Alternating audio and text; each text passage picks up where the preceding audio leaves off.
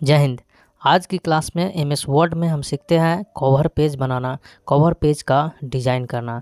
तो चलिए सबसे पहले आपको एमएस वर्ड को ओपन कर लेना है। एमएस वर्ड को ओपन करने के बाद सबसे पहले हम यहाँ पर पेज सेटअप में चलेंगे और यहाँ से पेज लेआउट में आने के बाद मार्जिन करेंगे नैरो सेलेक्ट करने के बाद अब सबसे पहले हम पेज में बॉर्डर अप्लाई करते हैं, तो उसके लिए पेज लेआउट में आएंगे।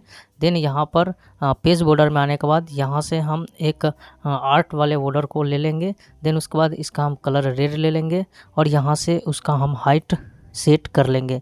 सेट करने के बाद ओके पे क्लिक करेंगे तो हमारा बॉर्डर कुछ इस प्रकार से पेज में लग जाएगा। नाउ अब हम चलते हैं इंसर्ट टैब में और यहाँ से हम लेते हैं टेक्स्ट बॉक्स लेने के बाद देन यहाँ पे हम क्रिएट करेंगे और यहाँ पे टाइप करेंगे जो आपको नाम देना है। जैसे हमने यहाँ पे टाइप किया दीपक कंप्यूटर क्लास। देन इसके बाद हम इसका साइज़ वगैरह यहाँ से इंक्रीज करने के बाद हम यहाँ से आएंगे फॉर्मेट में आने के बाद चलेंगे टेक्स्ट इफेक्ट ऑप्शन में और यहाँ पे क्लिक करेंगे ट्रांसफॉर्म पे और ये वाला ऑप्शन यहाँ पे अप्लाई कर देंगे। अप्लाई करने के बाद यहाँ पर हम इसको कुछ अपने हिसाब से फॉर्मेटिंग कर लेंगे। तो हम यहाँ से फ़ॉन्ट नेम चेंज कर लिए।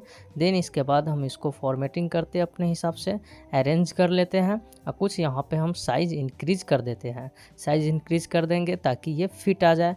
फिट आने के बाद हम इसको फिर से अपने अकॉर्डिंग अरेंज कर लेते हैं। अब हम अरेंज करने के बाद अब हम नीचे अंडरलाइन कर लेते हैं। अंडरलाइन करने के बाद अब चलेंगे फॉर्मेट में आने के बाद यहाँ से कर लेंगे नो आउटलाइन और राइट साइड में आने के बाद यहाँ पे कर देंगे सेंटर अलाइन। ये हमारा अब हो चुका है अरेंज, ये हम फिट कर चुके हैं।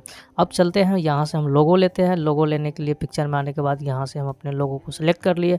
करने के बाद हम देन इसको हम अपने अकॉर्डिंग यहाँ से अरेंज करेंगे और यहाँ से कर देंगे इन फ्रंट ऑफ टेक्स्ट करने के बाद अपने अकॉर्डिंग यहाँ पे इसको फिट कर लेना है।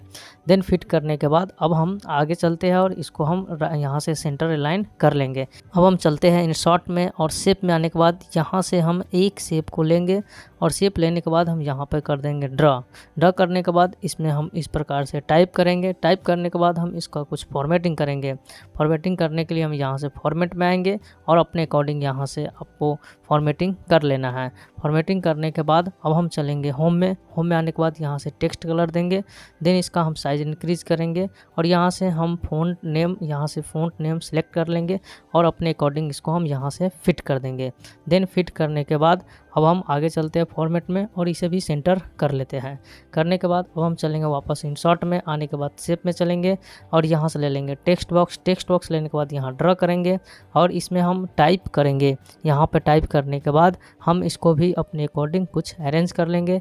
तो फ़ॉन्ट नेम चेंज किए, देन उसके बाद हम इसको अंडरलाइन किए, देन उसके बाद हम कुछ इस प्रकार से इसको अरेंज कर लेंगे।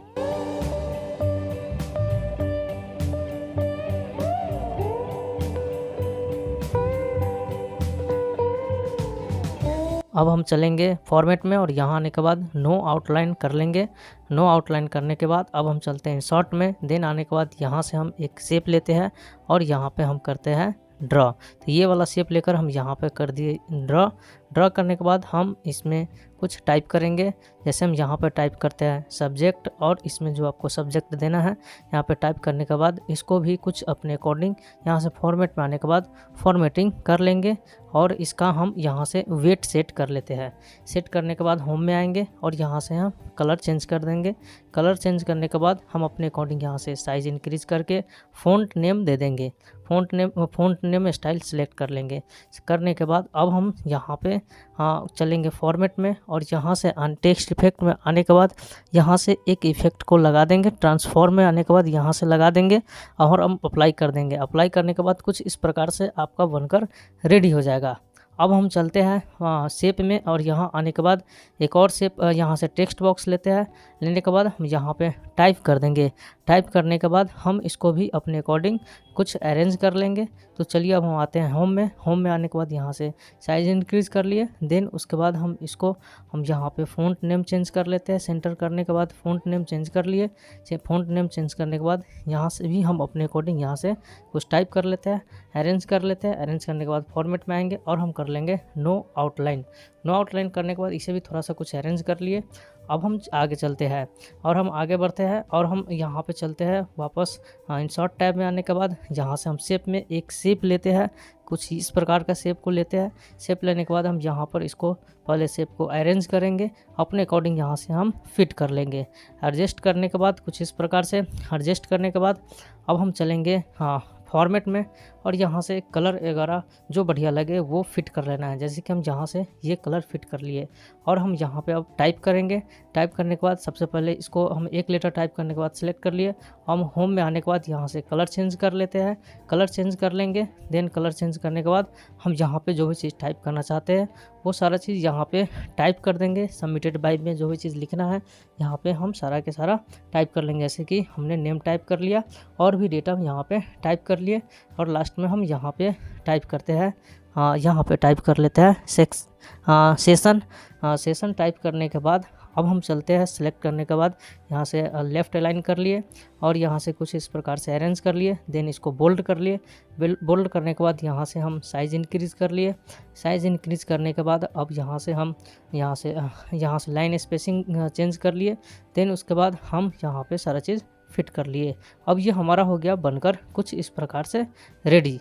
तो देखिए हमारा यहाँ पे कवर पेज बनकर रेडी हो गया है। जब प्रिंट आउट निकालेंगे तो कुछ इस प्रकार से देखने के लिए आपको मिलेगा। तो कुछ इस प्रकार से आप MS वर्ड में कवर पेज बना सकते हैं और इसका यूज़ भी कर सकते हैं। तो चलिए आज की क्लास में इतना ही। अब हम मिलते हैं किसी अगले टॉपिक के साथ किसी दूसरे वीडियो में। जय हिंद।